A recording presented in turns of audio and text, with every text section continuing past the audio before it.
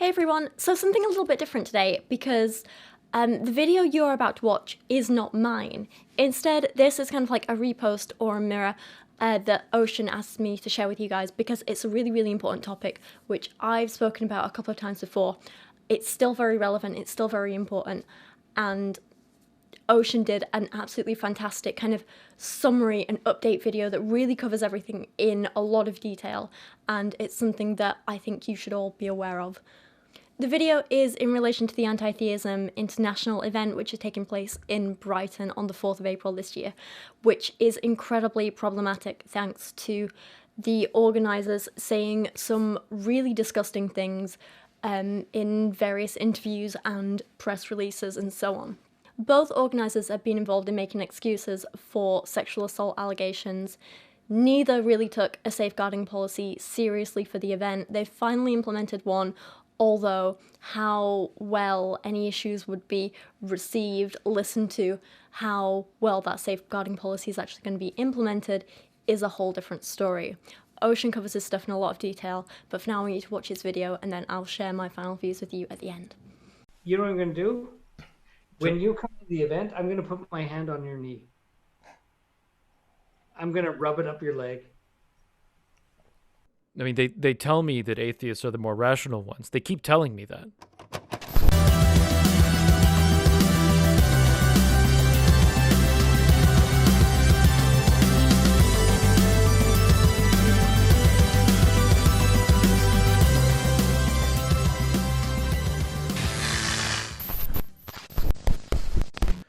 The way the atheist community reacts to things has always interested me. There's a lot to cover here, but it gets very juicy, so bear with me. So, David Worley interviewed an atheist named Lance Gregorchuk, who was promoting a convention called Anti-Theism International, which I gotta say, as a theist, love the name. But the main thing that was happening at this convention was that the most famous atheist to get caught in a sexual harassment controversy is handing a lifetime service award to the guy who recently kind of sort of maybe defended eugenics. Unprovoked, by the way. He just felt the need to put out there... Anyway.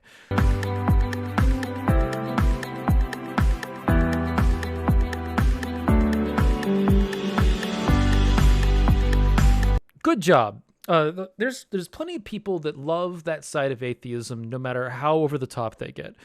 Dawkins certainly at one point was one of the best atheists had. And I think that's changed significantly because Dawkins is essentially a scientist that never left the angry atheist phase. And sometimes that voice is needed, but I think that other voices that have cooler heads have risen up within the atheist community that I'd rather see more of, personally, as a theist that spends an inordinate amount of time talking to atheists. I find, honestly, that it's easier to have a rational conversation with someone who isn't out for blood like Dawkins is. But let's get back to this award. They're super excited about these awards, dude. The fact that Krauss is handing an Addy to Dawkins is like the big thing that they're pushing. Like, make no mistake, this is an award show more than a convention. Let's let the remaining event organizer named John Richards explain it. This is the Grand Hotel in Brighton, England. It's the city's best, and it's where the Anti-Theism International Awards Gala Banquet is being held on 4th of April 2020. Lawrence Krauss will be presenting Richard Dawkins with the Atty Award for a lifetime of service to rationalism. See the other awards and book your ticket at atheist-convention.com. Will you be nominated for an Atty? Early bird prices close at the end of December. ...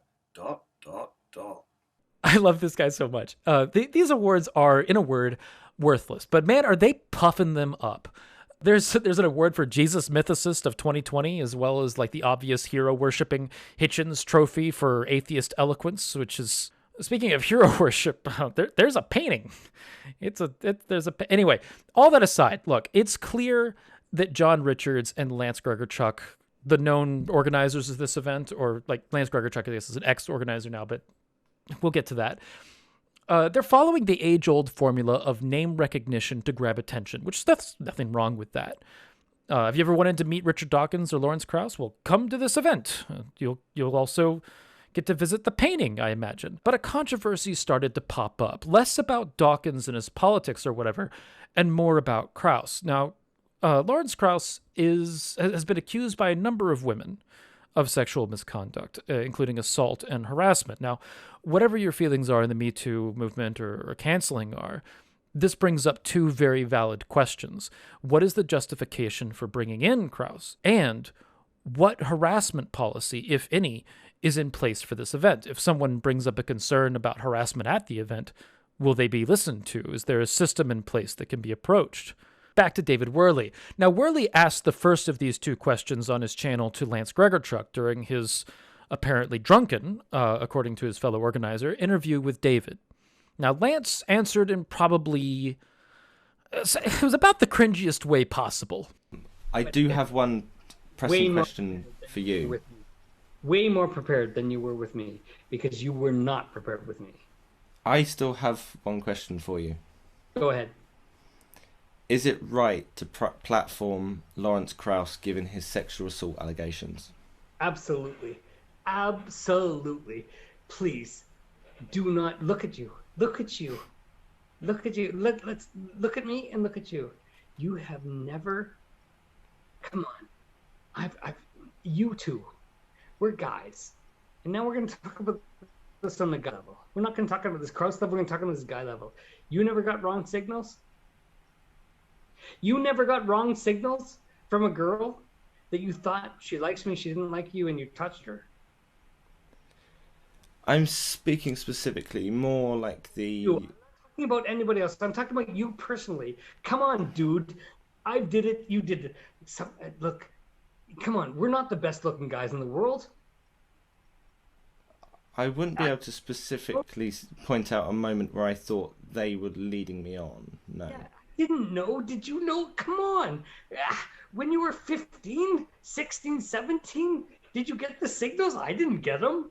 I have no fucking idea what girls want. Well, in terms of the signals, no. Typically, there aren't those specific signals, no.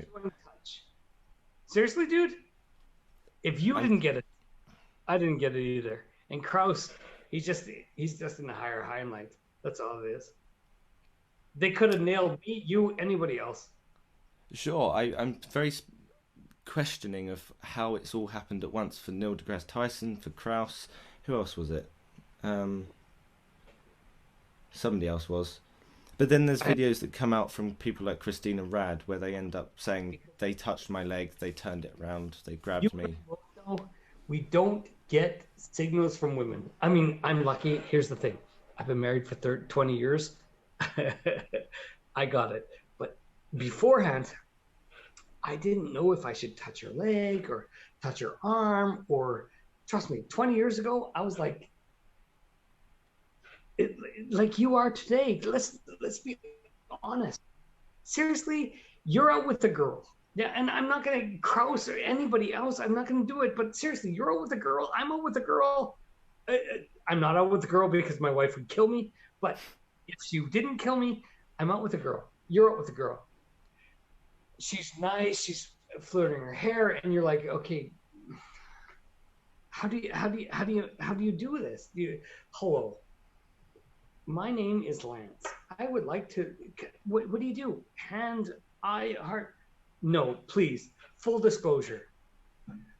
We have went a little bit too far, and Krauss, I know personally, and if he put his hand on someone's shoulder, or this guy is the specific claim was putting his hand under her skirt. I don't know how many times I have put my hand under your skirt, but you didn't bitch once. Now, Mr. Atheist, Shannon Q, and Rachel Oates have all covered his answer quite well. These are the words of a man who is organising supposedly a massive atheist conference here in the UK, and I think we can all agree that what he said is not okay. I'm making this video today because I'm genuinely worried about the people attending this convention, whether it be speakers or guests. I do not believe that this is a man who will protect and care for the people at his event, and that is something that needs talking about. This is the kind of stuff that when we talk about why are there so many women missing from the atheist movement? Well, I think it's because a lot of people haven't really concerned themselves with what affect them most. He insulted Dave, essentially. He said, this is just between me and your 400 subscribers. Essentially, no one's probably going to see this. Well, guess what? You don't understand how our community operates. We're incredibly well interconnected. If you're having an atheist convention, that's something you might want to check into, because a lot of the content creators who operate in this sphere are incredibly interconnected. And no matter how small the channel, we consider them all important, we consider them all valuable, and we provide our input to each other on just about everything. We connect through Twitter, through Facebook, through YouTube, and we talk all the time. We're on each other's channels. And if you were talking to one of us and you do something like this, just because their channel happens to be small, that doesn't mean that people aren't going to see what you have to say. And if you're an insulting, condescending asshole who makes jokes out of sexual assault allegations instead of directly addressing legitimate concerns about your conference, guess what? People are going to see you. Links to their videos below. All of them are worth watching if you want to do like a deep dive on this convention and the effect that it's had on the atheist community. Shannon, Rachel, and Mr. Atheist are all fantastic voices within the atheist community, which I think are seriously changing it from like the debate me bro image that has dominated the community for some time. And while I do think that the atheist community has had serious problems with self-policing in the past, this is a positive example of what I want to see. And I hope that it happens more often. So after that blunder of an interview, the PR for this convention started falling apart. Him at Meta wrote an article about it describing the interview, and that got a lot of play, which made John Richards quite frustrated. He wrote this big old comment under him at Meta's article, which was itself quite poorly received. It has Richard Dawkins in attendance, although I don't think he's actually speaking at the event. He's just been given some award and he's doing a book signing. Actually speaking at the event, you have Alex O'Connor. Aaron Ra was supposed to be there. Some guy called Stephen Law, who I don't actually know. Mariam Namazi, she was supposed to be there, and Lawrence Krauss is speaking as well. After certain events, Aaron and Mariam have dropped out because good on them for, standing up for their morals and stuff. Better afterlife to go upon death. Also, what a tremendous amount of not addressing the issue. I contend that the rights to a mass audience and to a voice in decision-making bodies demanded by clergy are illegitimate, blah, blah, blah, none of this matters. Are illegitimate because there is no evidence for the existence of the deities they claim to represent.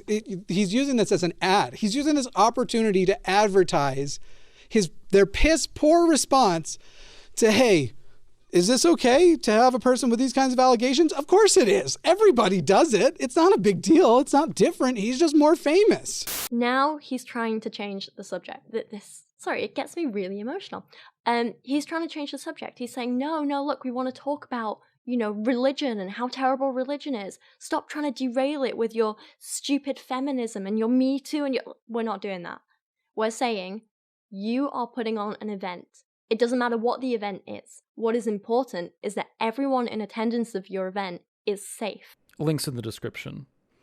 So now we have John Richards, which I just want to... The best way to introduce John Richards is just to show you how he introduced himself, because it's great.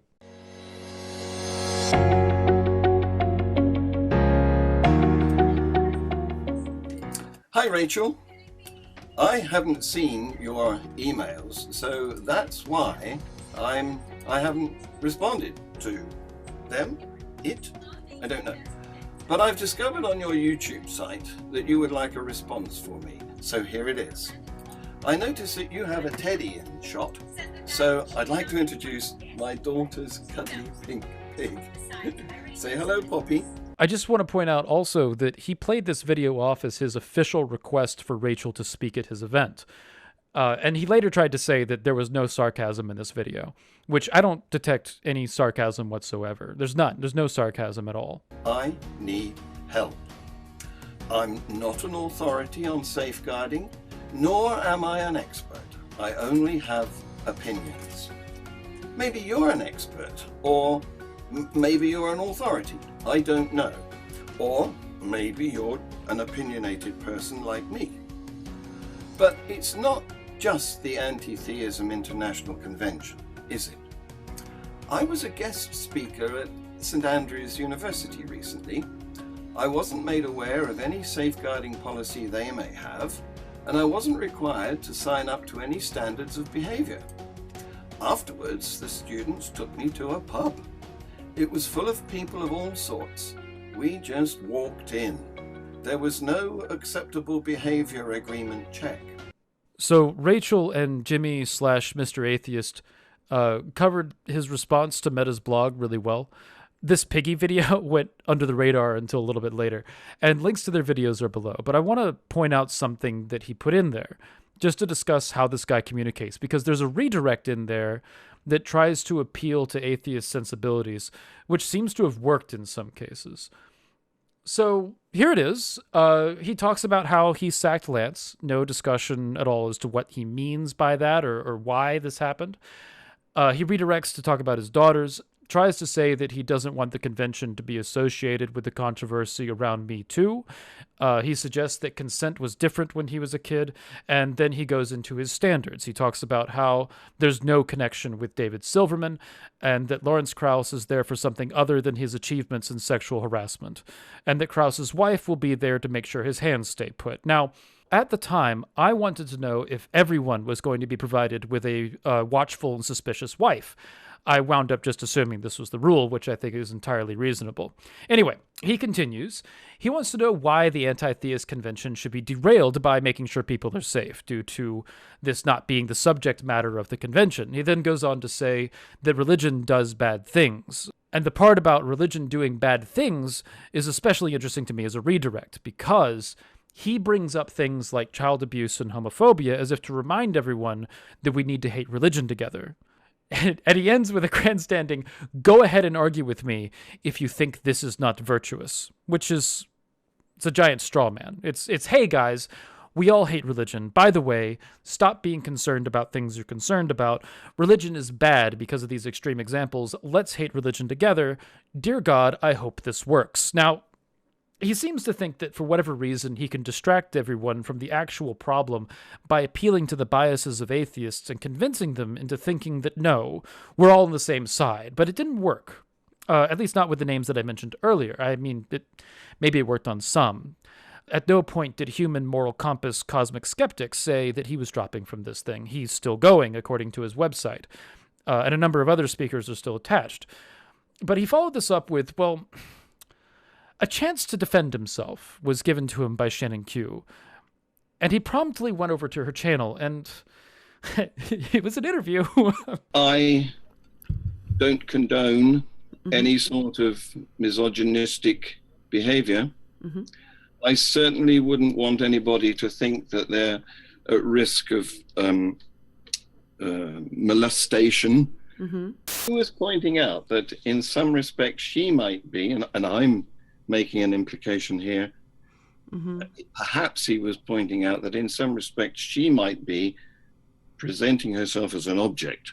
Found that to be something intriguing or interesting or in some way special regarding her shot and opted to use it in your own video.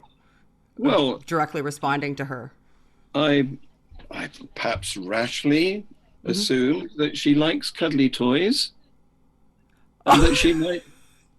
Oh, John, be careful, because what you could be saying is the girl who was responding to me likes fluffy animals, so I brought one on the frame with me.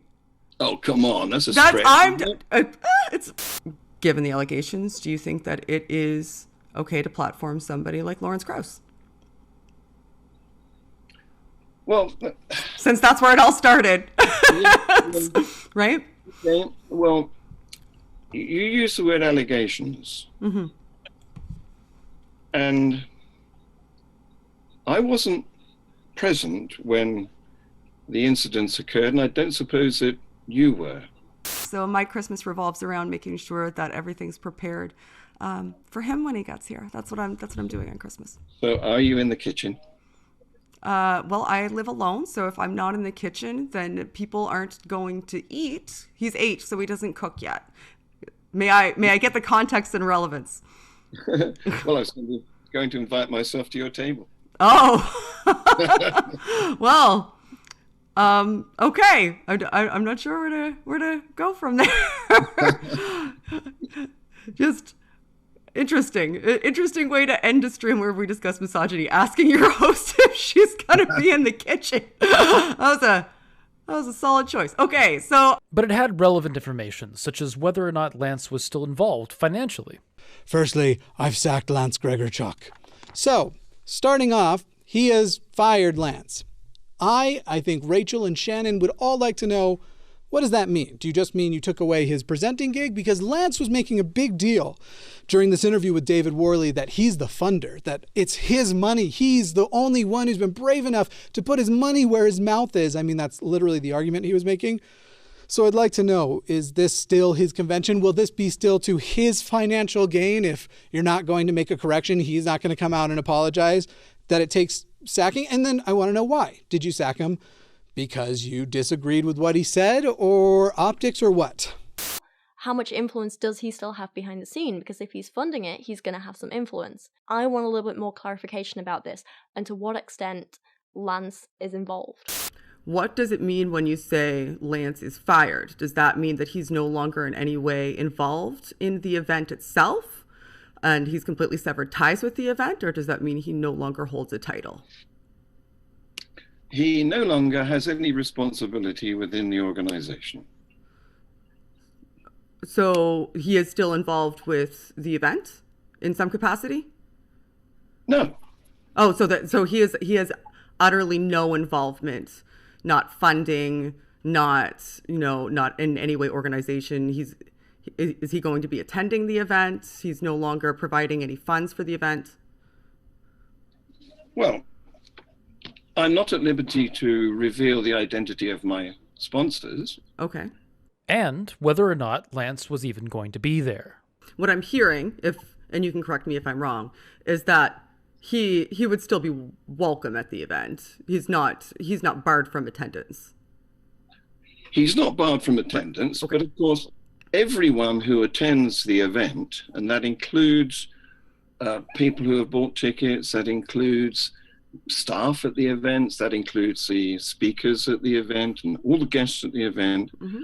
will have to sign our safeguard policy.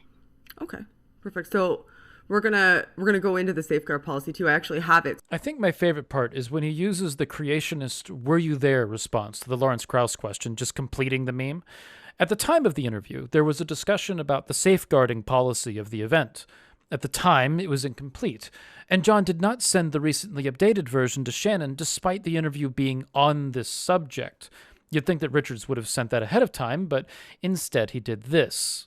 Well, I think if you read further down the safeguarding policy, you'll see... That was literally all I could find yesterday. Is there more today than there was yesterday? Yeah. Oh, okay. There's additional paragraphs. That was it yesterday. All right, no, sorry, you're out of date. I'm out of date. Yes, that was almost 24 hours ago. Yeah. He also seemed to be making some excuses about how most institutions don't have such policies. Shannon caught on to this fairly quickly and addressed it. It was a very enjoyable experience, and afterwards the students took me to the pub. Yeah. We just walked in. Mm-hmm. It was full of people, all different sorts of people, different ethnicities, different ages, mm-hmm. different sexes. And I'm not saying just the two, Right. And the thing that could be worrying is that there was no requirement to check any behavior policy, to accept any standards of how to behave. There was no safeguarding policy which we had to tick on the way in. No, because most safeguarding policies don't operate like that. Generally, the onus is on the person who's entering the premises to make sure that they're aware of the regulations that premises operates under. Otherwise, it would be a really onerous task to expect everybody to sign a waiver before they enter a building. However, the people that operate that building are within their rights, so long as they have a policy that's available to essentially force people in the premises to adhere to that policy or be ejected from the premises. I was a bartender for a very long time. So, for example, if somebody became too inebriated, that was against the policy that we had. We would cut them off, and if they became belligerent, we would ask them to remove themselves from the space. That's a form of safeguarding policy, the same with inappropriate touching. Now, currently, there exists a safeguarding policy on protection and harassment for the event. And it's not bad, it's actually quite good. But the issue doesn't really stop there. It's still an issue of the massive amount of arm twisting that it took to get to this point. And that suggests that this policy may not be taken seriously by those running the event. And the question comes as to whether or not you'd want to support these people. I use plural because I don't accept for a minute that Lance isn't involved with the funding, and that he isn't the financial beneficiary of this event. And the main reason why I don't accept that is because it wasn't explicitly stated when explicitly asked. Beyond that, it's a little expensive. Check out these tickets, and keep in mind that's British pounds, which are currently worth about $1.30. But, capitalism and all. That was it for a period of time, until recently. They did a pretty good job staying under the radar, even with the controversy around David Silverman being hired at Atheist Alliance International, and then subsequently resigning in December. But, remember that whole bit about Bernie's not Jewish because he's an atheist Silverman having nothing to do with the convention? That seems to have changed a little bit. But first, let's point something out. John Richards is perfectly happy to remove people from the nomination pool if he thinks that they are, for whatever reason, undeserving. Here is correspondence from John Richards to David Worley, saying that he's not prepared to accept his nomination for an award until David has given him a fair hearing. And so they've removed David Worley from this section, despite having this, fan voting standard and fan nominations being crowdsourced from the internet. It's apparent that he's attempting to manipulate an interview out of David Worley. Now, I don't know why he would want this. He doesn't interview well. But it does seem that this guy has a sense of entitlement about PR, despite being bad at PR. Here's an example of his demand that he said to him at Meta after he posted his article on the controversy. This is a trend, not an exception. But the interesting part is that what we can glean from this is that John Richards directly accepts or rejects nominations for awards, which makes the case of David Silverman particularly interesting, because David Silverman has been nominated for 2 awards, including Atheist of the Year. Is John Richards unaware of the controversy around David Silverman's various sexual assault allegations? Because this is beginning to look like a prerequisite. Because it also looks like it's to do with a cover-up. And that's the image that we are getting from John, despite his claims of cleaning up his image and the image of the conference itself. This is an event where Lawrence Krauss gets to talk. David Silverman is up for Atheist of the Year, but I am too deplorable to be nominated. The icing on the cake here is that David Silverman was nominated for Atheist of the Year for 2020 and Atheist Author of 2020, which is odd because Silverman hasn't really done anything for atheism in 2019 or 2020. The biggest claim to fame that he has in that time span is trying to sue American Atheists and Matt Dillahunty in a suit that got dropped for being generally crap. But that's not the reason why he's nominated. The stated reasons for his nominations are holding Reason Rally in 2012 and 2016, and he's nominated for Atheist Author of the Year for writing Fighting God, published in 2015. So I guess the requirements for being nominated for Atheist of the Year is to do something within the past decade, or spend the entire year whinging on the internet about how you got fired, get a new job, and then get forced to resign from that new job months later. Atheist of the Year. Now, the nominations were apparently crowdsourced, but there's something a little fishy here. It seems a little ridiculous that someone would nominate Silverman for Atheist of the Year in 2020 or Atheist Author of the Year in 2020 for things that he did in 2012, 2015, and 2016. And furthermore, after that crowdsourced nomination, that it would make it onto the site. But Silverman's job that he was given amongst his whinging was at AAI, Atheist Alliance International. And guess who's a major player in Atheist Alliance International? Oh, Well, that's certainly interesting, isn't it? It's hard to say that someone who's a major player in the organization at which Silverman was hired in the midst of a controversy and then resigned in the midst of another separate controversy about a month later is unaware of these happenings. And I'll link a playlist from lawyer-turned-YouTuber Nate Brody about the David Silverman case and lawsuit. But whatever your opinion is on that whole saga, nothing came of Silverman's actions that warrants a nomination for Atheist of the Year. The effect of this was a massive, however quiet, falling out. Whereas before it seemed to be fine to just not go, now it seems that people don't even want their names associated with any of it. Jim Hall of Atheist Edge has asked to be removed from the site's award list. Seth Andrews and Matt Dillahunty, too, have asked to be removed, and they are no longer on the site. Aaron Raw has asked to be removed as speaker, but for whatever reason was not removed as an award nominee by extension, and is still on the website. Mariam Namazi, as well, removed herself as speaker fairly early on in this process. But, for whatever reason, Cosmic Skeptic is still involved in speaking there. I'm not really sure why. Morality seems to be a really heavy concern of his. I'm unaware of what his argument is for speaking at this event. It's possible that he's unaware. However, it's unlikely given that his friend Rationality Rules is speaking at a counter-event run by David Worley. But whatever the case, I'd advise anyone that's still associated with this event to bail. This event doesn't deserve the support of the atheist community. It is, to say the very least, unprofessional. And it can be hard to turn down recognition or speak out on these subjects, but I applaud those within the atheist community who have done so. Let me know your thoughts in the comments section down below. This has been an interesting little journey so far, and I'm curious to see where it leads. The event itself hasn't even happened yet, and yet here we are. But I'm sure that you've got opinions, so let me know what they are. My position is someone who is an outsider in the atheist community, being a theist and all, and definitely not an atheist. And yet I still know and communicate with a lot of people within it. And I've been watching this come to a boil over the past few months and decided to speak up and say something about it. But with that, hail to my patrons for making this content possible. It's always good to have people at your back. And with that, like, subscribe, and remember to find a way or make one. So, yeah, huge thank you to Ocean for making this video. You can also go see this video over on his channel, and please head over there and support him, subscribe to him, give him a little bit of love, because he's a wonderful person who I do constantly make fun of and tell him that he sucks and that he's a terrible person, but in all honesty, he is one of my favourite people in the world. He's so smart, he's so caring, he's very funny, and I just love him to bits.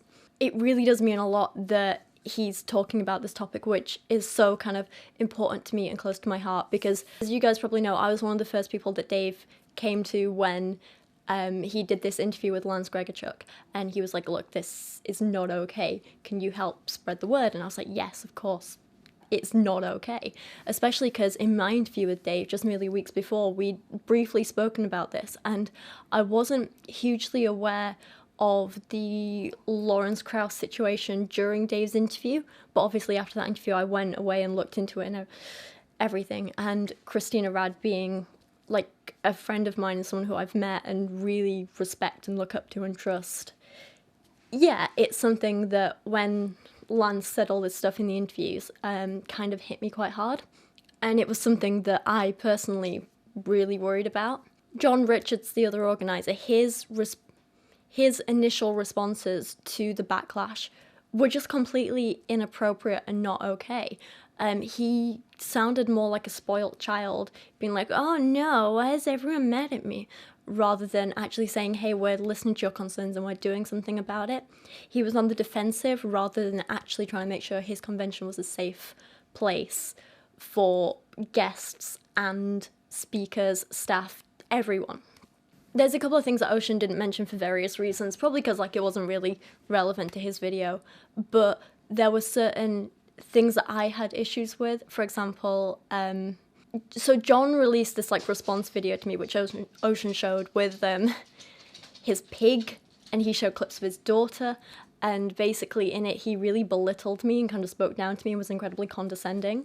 Like, yes, I have stuffed animals in my house. I love stuffed animals. I'm a grown woman who likes stuffed animals. There's nothing wrong with that. And I do keep a large bear and lamb on the sofa because my dog likes to cuddle them.